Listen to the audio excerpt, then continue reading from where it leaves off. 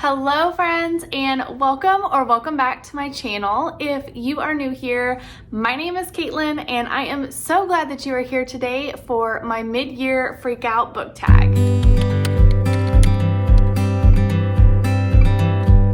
First of all, if you see my dog running around in this video, please just ignore her or enjoy her antics because she is an independent woman and nobody tells her what to do. So she might be bouncing around in this video and I'm so sorry if that's distracting. I hope you guys don't mind too much, but this is going to be my mid-year freak out book tag, and I'm actually getting this up a little bit later than what I originally wanted to. I filmed this a couple of weeks ago and completely lost my footage. I have no idea where it's at. It's floating in the ether somewhere, I am sure, but I was not able to recover it. So here we are filming it again for the second time because I didn't want to not do this tag. I love watching these. It is such a fun way to catch up with some of my favorite content creators' reading years and just see what they've loved the most, what they've been the most disappointed by. And so I knew my first year on BookTube, I wanted to take part in it. So I decided I'm just gonna film it again and we're just gonna upload it a little bit later than what everybody else's has gone up, and we're just rolling with it, okay? We're just getting our lives together. So without further ado, let's hop into the mid-year freakout book tag. So the first question for the tag is, what is the best book you have read so far in 2022? And this was so hard for me to decide because I have read a lot of really great books this year, which is awesome, but it did make this a little bit difficult. I ended up choosing two that I could not choose between, and the first one of those is Poison for Breakfast by Lemony Snicket. Now, Lemony Snicket is the author of A Series of Unfortunate Events, and if you were anything like me as a kid, I was obsessed with that series. I loved it so much, and I adore Lemony Snicket's writing. Reading this actually made me want to pick those back up and read them again. This book in particular is just a little novella, and it is technically a mystery novel, but it's actually more of a philosophical commentary because it is full of little nuggets of wisdom and lots of philosophical questions as Lemony Snicket goes on this journey to find out who tried to poison him at breakfast. It was just so nostalgic for me. His voice is very similar in this to The Series of Unfortunate Events, and so I flew through this and I tabbed some really awesome quotes. I kind of feel like this book was an ode to book lovers, but specifically to lovers of his work. So I definitely enjoyed this one, and it really is by far one of my favorite books that I've read so far this year. And then, like I said, I could not just choose one, so I also chose The Thursday Murder Club by Richard Osman. This won't come as a shock to many of you who have been on my channel for a minute or follow me on Bookstagram, but I absolutely love this book. I read this when I had COVID and it just brought me so much joy, and it is such a cozy read. So this book, if you don't know, it follows 4 retired friends who all are part of the same retirement village, and every Thursday they meet in the jigsaw room to go over crime cases and to discuss their theories, and one day they find themselves smack dab in the middle of their own murder case, and they pair up with local law enforcement to try to find out who done it. But the 4 characters in this are such comfort characters for me. They are so spunky and they are so smart. The way Richard Osman writes about being a senior citizen and aging is just so beautiful, and I have never wanted to be 4 octogenarians' friends more than I did reading this book, and I cannot wait to dive into the second one. I actually think it may make an appearance on my July TBR, but this one was such a hit and is gonna go down forever as one of my favorite books. The next question is, what is the best sequel that you have read so far in 2022? And I didn't even have to think about this one because the answer immediately immediately came to me, but for this one I chose Finlay Donovan, Knocks 'Em Dead. This series, my friends, if you have not yet read this series, I need you to pick it up. It is so much fun, and a lot of times sequels fall flat for me, and this one did not. I actually enjoyed it just as much as I enjoyed the first one, which is really saying something in my opinion, because I feel like it's really difficult for authors to continue on that first book high, and I just really feel like El Casamano did an amazing job with this one. So if you are not familiar, in this series you are following Finlay Donovan, who is a newly divorced mom, and she is also an author. And in the first one, she is talking with her publishing agent at a cafe, and she's talking about the plot line of her newest book, and somebody overhears her and mistakes her as a murder for hire, and she ends up getting a note that is trying to hire her to murder this person, and she's actually in desperate need of money. So she has to go back and forth between the morality of staying on the right side of the law or trying to get money for her family so that she can continue to support her kiddos without her ex-husband's help.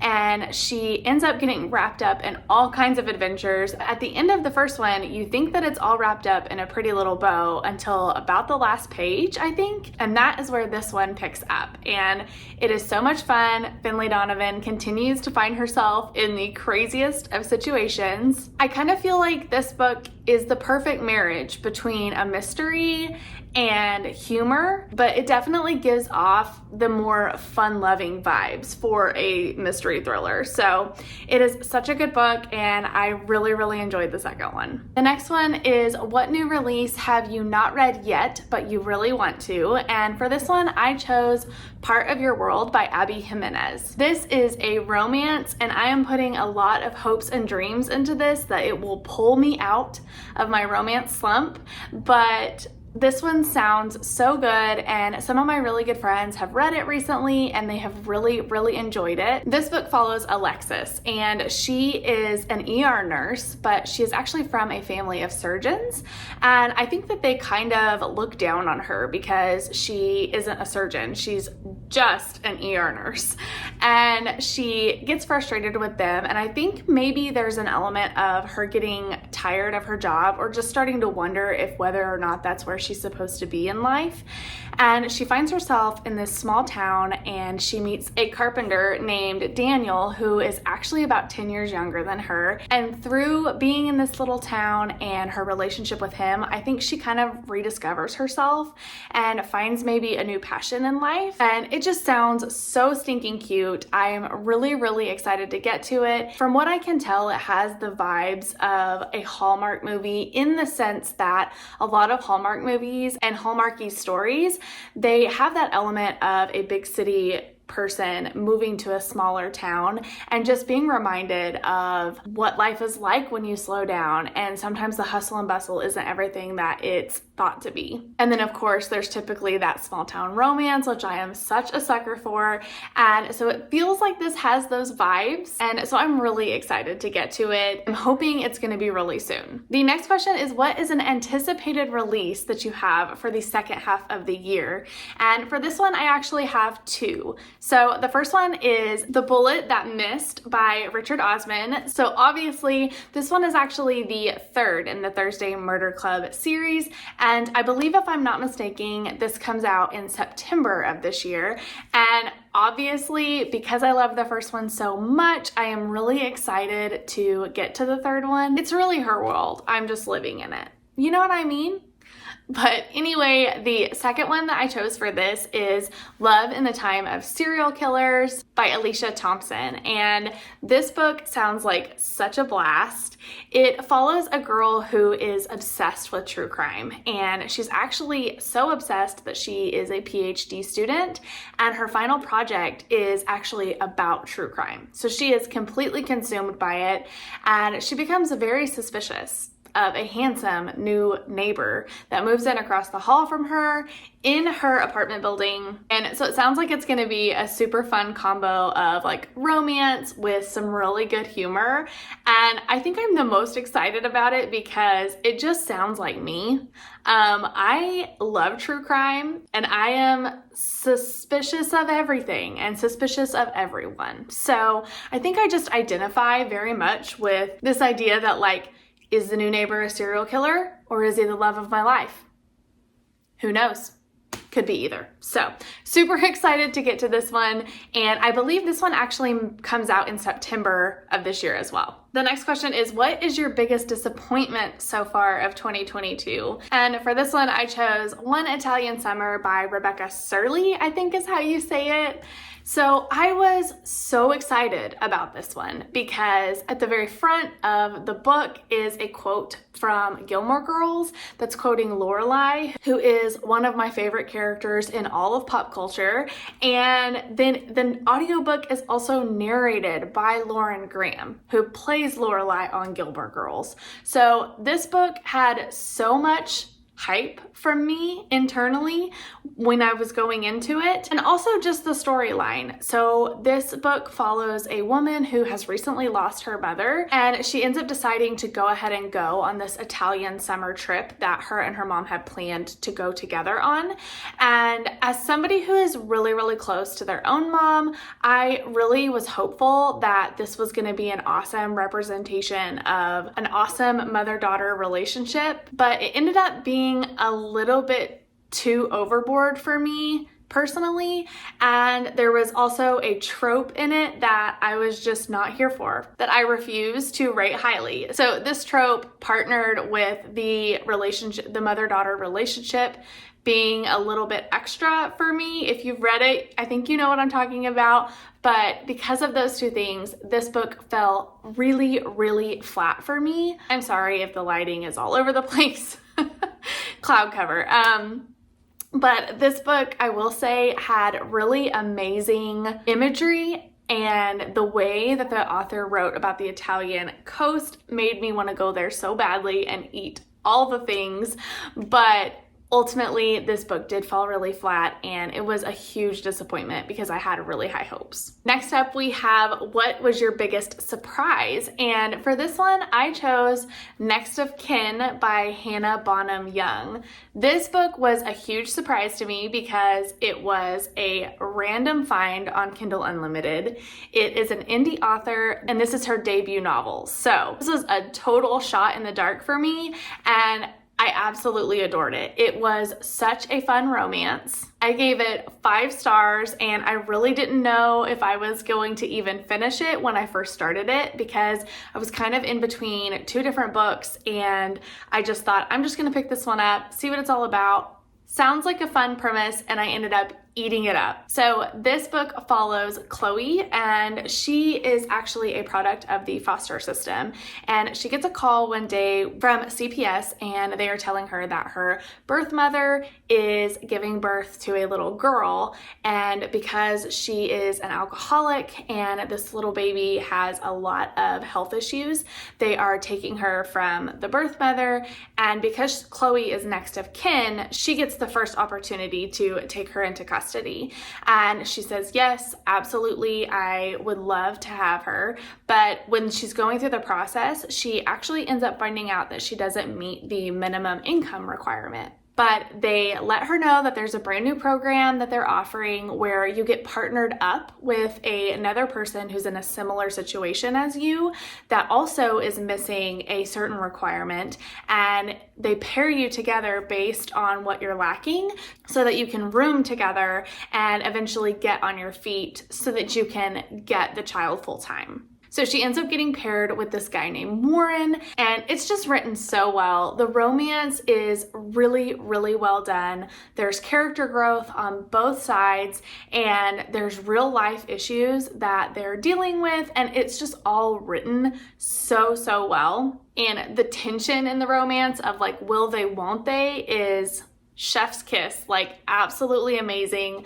Go out, read this book. It's on Kindle Unlimited and it's so worth it. This was by far the biggest surprise so far of 2022 for me. Okay, so next up is a new favorite author, and for me, I landed on Sarah Pembroke. So again, if you've been on my channel for a minute, you may have seen my reaction video to the end of this book because it left me completely speechless. I absolutely loved this book. Sarah Pembroke's writing is right up my alley, and the way that she built the tension in this thriller was fantastic. I really, really enjoyed her writing, and even though this is the only one I've read of hers so far, I have Insomnia that I'm hoping to get to soon, but I loved it so much. I have no doubt in my mind that she is going to be an auto-buy author from now on because I could not get enough of this book. The next question is a new fictional crush from the first half of the year, and guys, I wanted so badly to make this the best book of 2022 so far, as well as this question, but I didn't want to double up too much on this because I could talk about this book for literal days, and that is Book Lovers by Emily Henry. I'm obsessed with this book. I want to reread this like every single month for the rest of my life, and the fictional crush in here is none other than Charlie Lastra. I love him so much. I love that he loves books, and I love that he has loyalty to his family, even in the midst of hard times. I love that he loves Nora exactly how she is, and I just can't get enough. I can't get enough of it. It's so good, and he will go down in the books for me as one of the best fictional men of all time. Kudos, Emily Henry. Next up, we have a book that made me cry so far in 2022, and I can't remember if I actually shed tears, but I know I was on the verge of a complete emotional breakdown reading this book, so I felt like it qualified. And that book is It Ends With Us by Colleen Hoover. This book wrecked me for so many different reasons. I absolutely love this book, and I am sure that everybody knows what it is about, but this book is about a woman named Lily who comes from an abusive home, and she distances herself from that as an adult, and she ends up falling in love with this guy named Ryle, and they have kind of a whirlwind romance. But one day while they're on a date at a restaurant, the waiter comes up, and it's actually a childhood friend of hers that kind of was there for her in the thick of the abuse that she witnessed at home. And it's just about Lily's journey trying to break a cycle. And it is so good. It is heart-wrenching, and it really accomplishes, I think, exactly what Colleen Hoover set out to accomplish. And I was a wreck. I was a total wreck, but in like the best way. So do with that what you will, but this book definitely was tear worthy. The next question is a book that made you happy, and I couldn't answer this one without first saying that no book has made me happier this year reading it than Book Lovers, but I chose not to double up on this. I chose another book that really made me happy, had me giggling and swooning and just absolutely having the best time of my life, and that book is The Wisteria Society of Lady Scoundrels by India Holton. This book is like a historical romance plus elements of fantasy and tons of British humor. And I just don't know that there's a whole lot better in life than romance, fantasy, and British humor. So this book was such a fun time. This book follows Cecilia, and she is part of this society of thieves, and when something happens in the society and the members get taken and kidnapped, she ends up pairing up with a guy who was actually tasked with assassinating her, and they realize they have a mutual enemy, and so they pair up to go rescue the Wisteria Society, and it's just so much fun. Cecilia is so spunky and so strong. I absolutely loved her, and also so many good quotes in this about being a book lover and loving libraries, and it was just such a good time. I cannot recommend this enough if any of that sounds interesting to you. It was a blast. Next up is the most beautiful book that you have been gifted or that you have bought so far in 2022. And I actually haven't bought that many beautiful books, but I did buy this one, and while the cover is not necessarily extra beautiful, it's actually the original cover, but this edition means a whole lot to me, and I bought it earlier this year, so I thought I'm gonna take this opportunity to show it off. And the book that I chose for this question was my copy of Where the Sidewalk Ends and Everything on It by Shel Silverstein.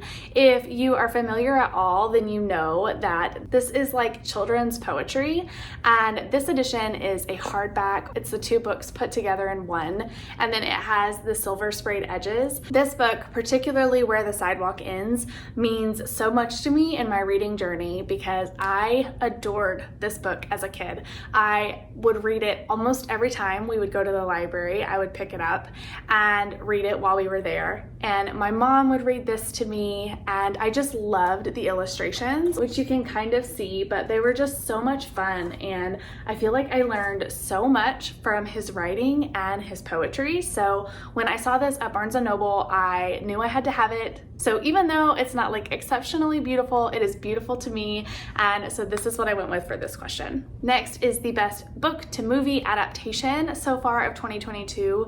And I actually think I've only seen one. So by proxy, it won this one, but I did really enjoy it. And it was Death on the Nile by Agatha Christie, and I felt like this movie adaptation was really well done. They changed a few things from the original story that I wasn't the biggest fan of, but overall, aesthetically, this movie was absolutely beautiful, and it had a killer cast, no pun intended.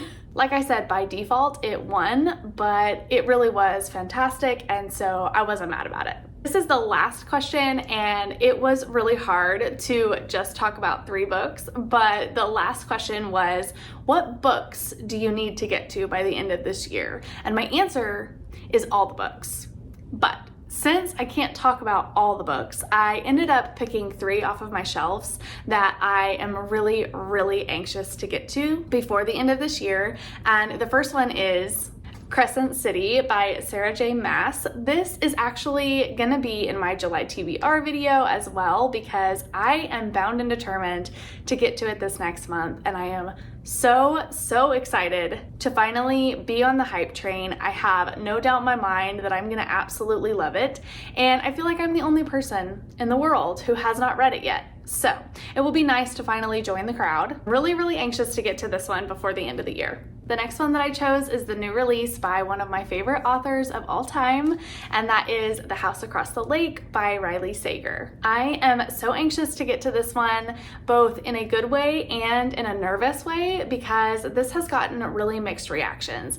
You either really love it, or I've actually seen more people really not liking it. But I also think that that was kind of the reception for Survive the Night, and I absolutely loved Survive the Night. So I am looking forward to it, and either way, Riley Sager is one of my favorite mystery thriller authors. He is an auto buy for me, and so at the very least, I'm gonna give him the benefit of the doubt, and I am going to dive into this probably in the next month or two, and I cannot wait. Okay, and the last book is Lessons in Chemistry by Bonnie Garmis. This book seems to be really loved, and it sounds like it's going to be such a fun read with a really smart and ambitious female protagonist, which I absolutely love to read about. And this book is actually also set in the 60s, I believe. Yes, the 1960s, and I love the 60s. So I'm really excited to get to this one before the year ends. But with that, I have completed the mid-year freakout book tag. If you've made it this far in the video and you want to put something down in the comments, I'm pretty sure there's an emoji for with a beaker glass, which this book is about a female scientist. So if there is one, put one of those down there. If there's not, put something else scientific. I'm sure there's something in the emojis, but I would love to see that down in the comments. And until my next video, I hope that you guys will choose coziness over chaos, and that you guys have an amazing day or night, whatever time you're watching this, and I will see you in the next one. Bye!